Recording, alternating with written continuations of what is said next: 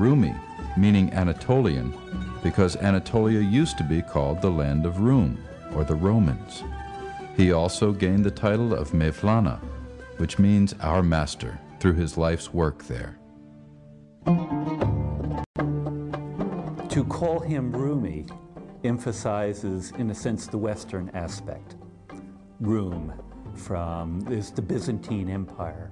When he lived, where he lived was still largely Christian. It had only recently been conquered by the Muslims.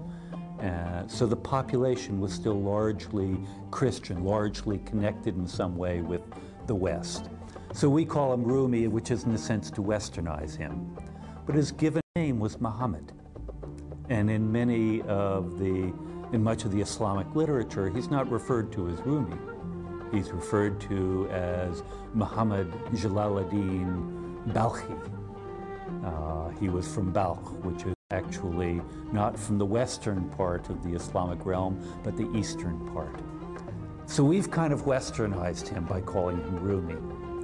And we've removed the Muhammad from him. And so much of the literature that we in the West read about Rumi diminishes his Islamic roots. Before he met Shamsuddin Tabrizi and discovered fully the mystical path, he studied law.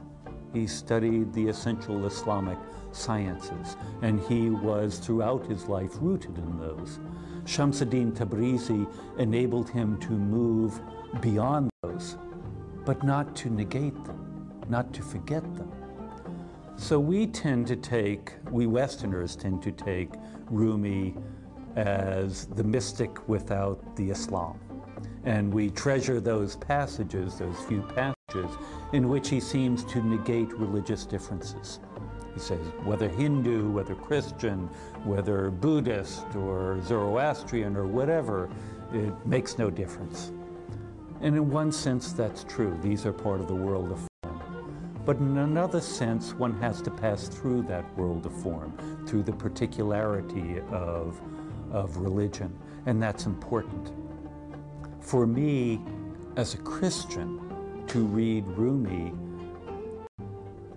I do not want to read him in a way that negates his Islam, that Christianizes him, because I then lose one of the richest parts of that dialogue, of that interaction, which is an interaction of Christian particularity with Islamic particularity.